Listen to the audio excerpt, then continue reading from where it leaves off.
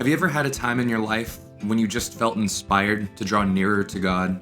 Sometimes the fire in our hearts grow when we listen to an amazing message at church, or when we hear of an amazing testimony, or we just have the growing ambition to get to the next level.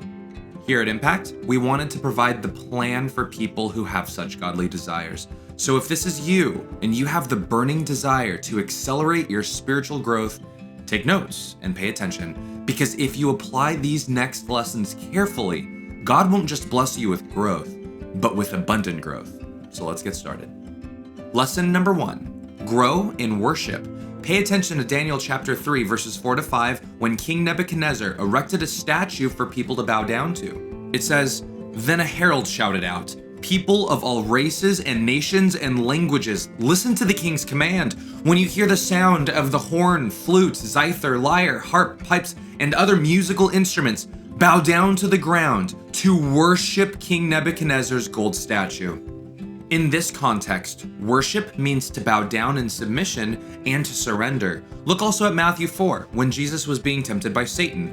In verses 8-9, it says, "Again, the devil took him, Jesus, to a very high mountain and showed him all the kingdoms of the world and their glory. And he said to him, 'All these things I will give you if you fall down and worship me.'" What Satan wanted here was for Jesus to surrender and submit to him. So it's important to note that while we, the church, can worship in song, worship means to bow down and to surrender. It is an act of submission. What King Nebuchadnezzar and Satan both wanted was for people to surrender and fully submit to them. And today, too many churches have an incomplete perspective of what true worship is, and we can have a tendency to equate it to singing catchy songs. Now, singing praise songs at church is great and absolutely needed, but if you truly want to grow in your walk with God, you need to grow in true biblical worship. And worship means to bow down in surrender and submission. Worship is not the feeling you get when there's a good Christian song. Worship is when you look at God's will and make it more important than your own will. Worship can and should be done in everything we do. When we read the Bible, we can worship God by applying His truths to our life. When we pray, we can worship God by seeking His will and placing our will beneath His. When we fellowship, we can worship God by encouraging and blessing His people. And when we sing songs, we can worship God by focusing on the truths of God's word that should be found in the lyrics and then living according to those truths. We can also worship God when we apply His truths at school, work, and in our hobbies. We can bow down to God's will when we communicate with our family, friends, colleagues, and everyone around us. So remember, worship means to bow down. And for the Christian, whenever there's true surrender to God, there's true growth. Lesson number 2, grow in fellowship.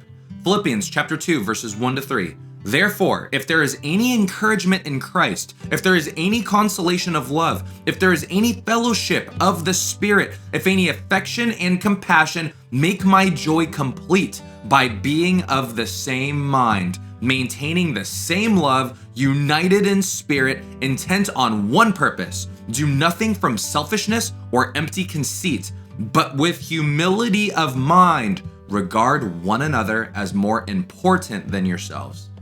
If you look at scripture, fellowship is more than just a Christian hangout. It's being so close to other believers that you have one mind that is focused on loving each other and serving each other.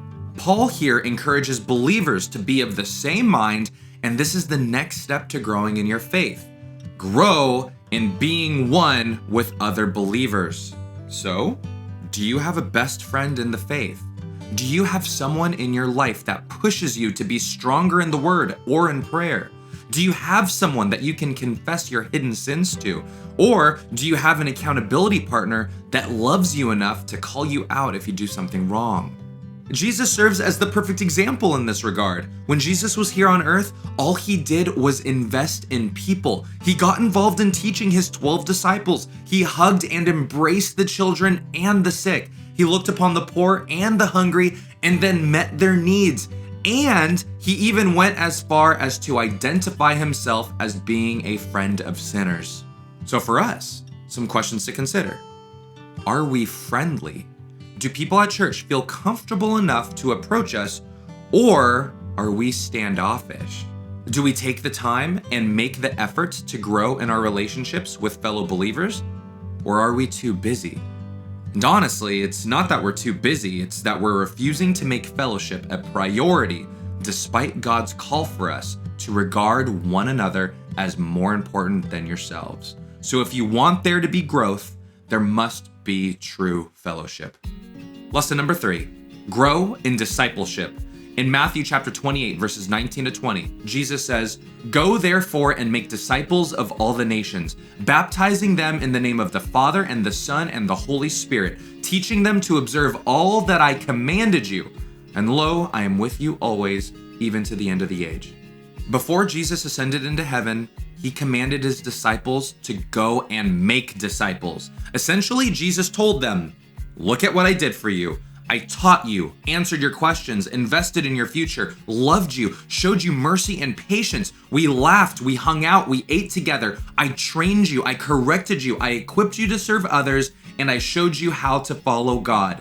Now do the same thing to someone else."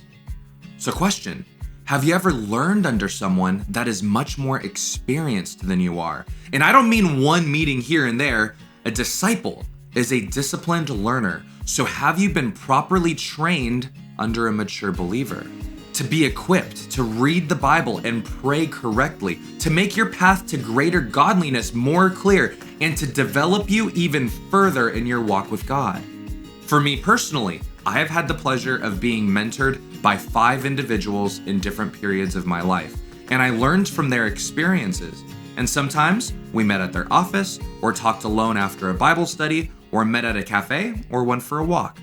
Whatever the case, if you truly want to grow in your faith and accelerate your spiritual growth, I can't recommend this enough.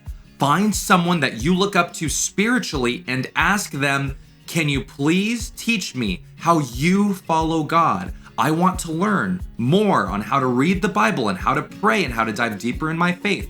So would you be free to meet up once a week or every other week?" And if you want to take this seriously, please keep these points in mind.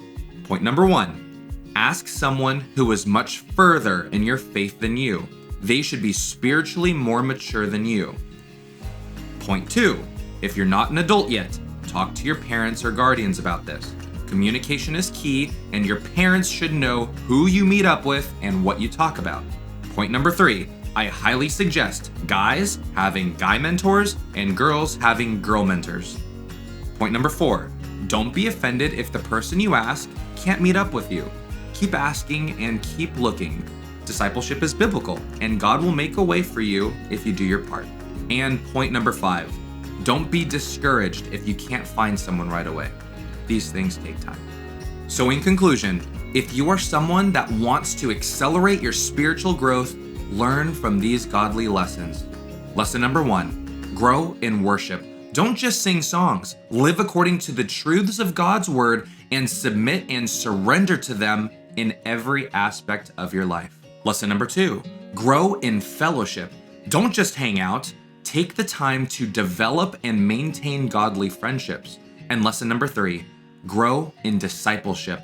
Look for a spiritual role model and ask if you can learn directly under them, while keeping in mind the points that I previously mentioned. So please, keep going and keep growing. We hope this blesses you guys, and never forget, Jesus loves you.